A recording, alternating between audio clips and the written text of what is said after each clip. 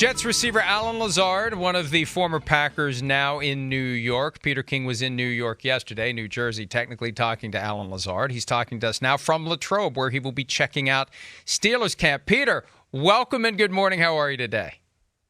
Hey, Mike, everything is going great. Good to be with you guys. And if I can just add one little X factor about what Allen Lazard said and about what Aaron Rodgers is trying to do, as was pointed out to me yesterday by one of the coaches. Listen, there are 84 people on this team who Aaron Rodgers has not been a teammate of. And so what he's trying to do is to make sure that, and the reason why maybe he's being a little bit softer, maybe that comes with age, but I think it comes with the fact that they don't know this guy yet.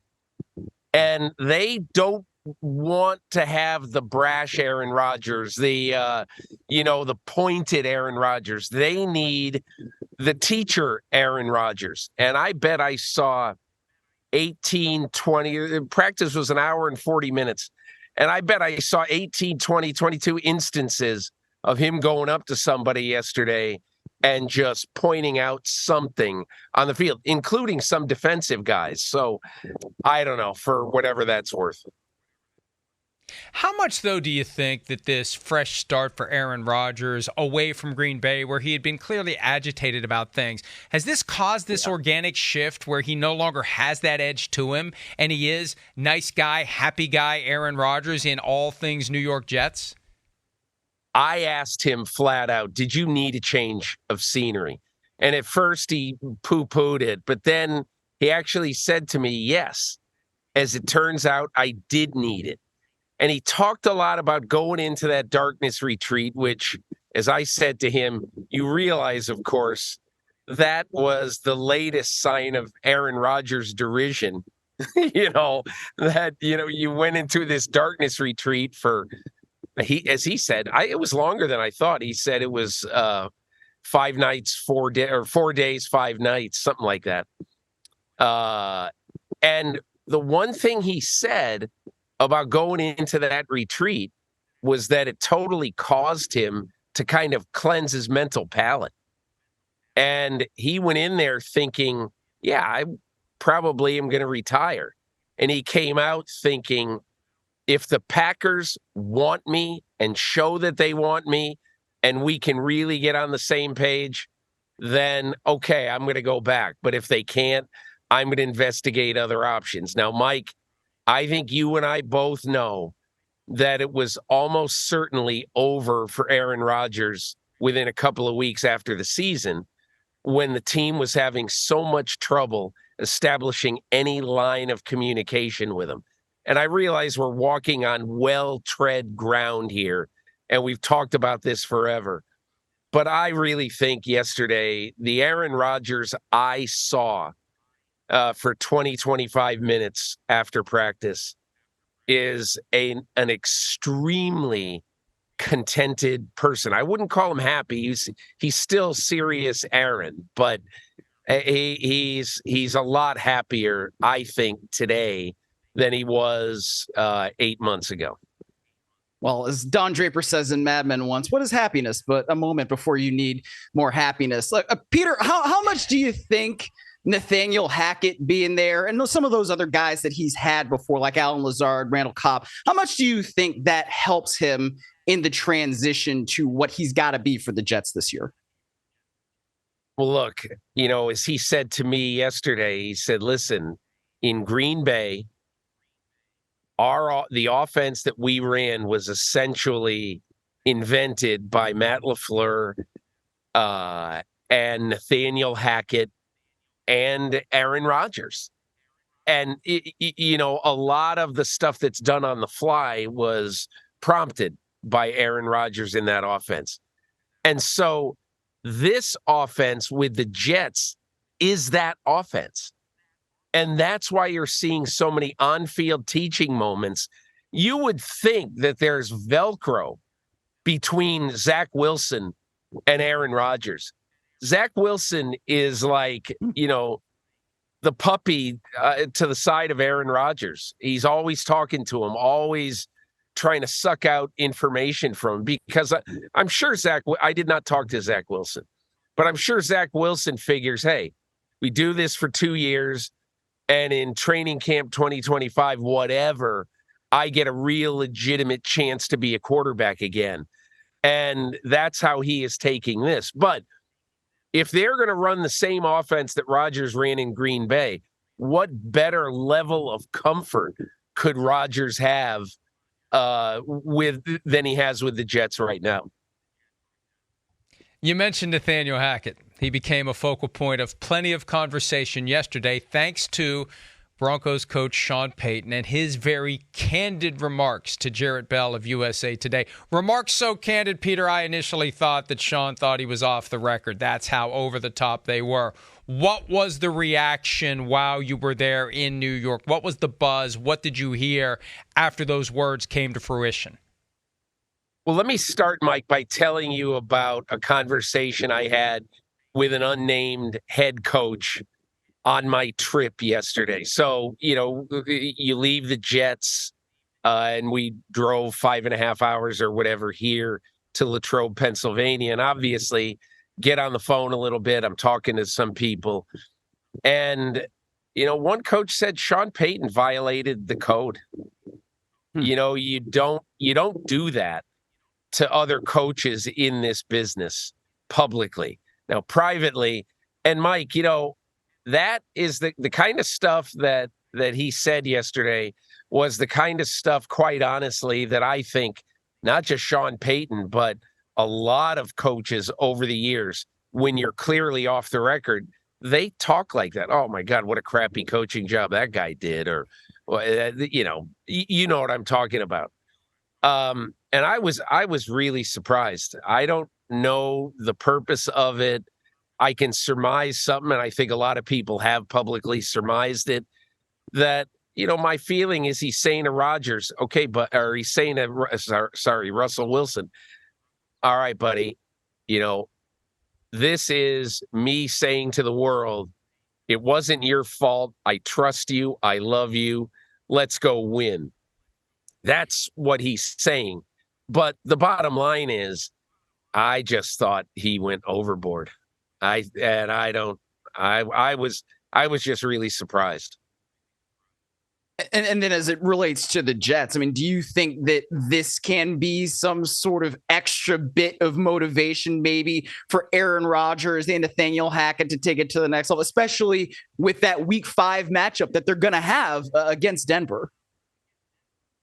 Listen, I talked to Alan Lazard yesterday, Myles, as you played that clip. Alan Lazard basically credits Nathaniel Hackett and Aaron Rodgers together for his career. But I'd say probably more Nathaniel Hackett. The players, as an assistant coach, as an offensive coordinator, I think the players with the Packers loved him. And everything that I'm told, or that I was told yesterday after this firestorm hit, is that the players with the Jets love him. It might be one of those situations where you look at, man, Matt Patricia, heck of a schemer, great defensive coach, bad head coach. And, Joe Judge, nice special teams coach, bad head coach. And so the road is littered with those in the NFL. But I just don't get the piling on and over the top part of it in here. I just thought it was way, way over the top. Just don't make Nathaniel Hackett the defensive coordinator, and everything will be fine going forward as an assistant coach for Nathaniel and the Jets or any other team he's with. Peter, one of the big stories that got knocked aside a little bit by the Sean Payton remarks, Aaron Rodgers redoing his contract with the Jets. And this had been in the works for a while, and I had heard there was concern and thought that he was going to take less. How much less, we didn't know. Well, we found out it was $33.7 million less over 2 years. Have you picked up any sense on why he did it and what he expects, if anything, in return for giving up so much money that otherwise would have ended up in his bank account? I asked him flat out, about it yesterday. I said to him, look, a lot of guys redo contracts, but they don't give up tens of millions of dollars. Now, we'll see when the contract becomes public. We'll see precisely what it is that he gave up, but apparently it's upwards of $30 million. Mike, he put it very, very simply to me. He goes, in the time I've been here, I got a lot of respect for Robert Saleh. My conversations with him have been great. I've got a lot of respect for Joe Douglas. We've talked about building a team and all that. So he said, I really like the setup here, and I like, I'm putting words in his mouth, the architects, okay? And he said, I just wanted to do this. He said, and this is a quote, it was the right thing that made me feel the best. And he said, I thought it was important that they know how committed I was. Because I think a lot of people out there are still under the impression that possibly this is a one and done thing. I don't get the impression from anybody that it is one and done. But again, Aaron Rodgers turns 40 in December. You just never know. But he made this point to me about doing this deal with his contract, that he goes, I think you have seen the axis in the NFL change, that the trading deadline now is a real trading deadline, and bodies get moved, teams get improved. And he goes, it was important to me to say to the Jets that I want you to be able to go out and improve this team when and whenever you need to improve it. So I think those were a couple of points he made that I had not heard to this point. When it comes to kind of the additions that could happen, we've heard that Dalvin Cook is going to be visiting the Jets. Based on what you saw yesterday, do you feel like they need him? And what do you think the chances are that they do land him? The Jets seem to be optimistic about it. They were very mum about it yesterday. Obviously, he's coming in this weekend. But look, Dalvin Cook probably doesn't have the market that he thought he would have, not only because of the depression of the running back market as a whole, but I just don't think there's a lot of teams right now sitting around with $8 million in cap or whatever the number would have to be this year to pick up Dalvin Cook. Now, I do think that you've got to think, if you're the Jets, you've got to think of two things here. You've got to think of your own well-being and your own roster construction. And you also have to think, we don't want to play this guy twice this year with the Dolphins. And you think about the Dolphins, and man, what a piece he would be in Miami. But I would just tell you this. Yesterday, when I was at practice, I'm looking around and I'm looking for Breece Hall.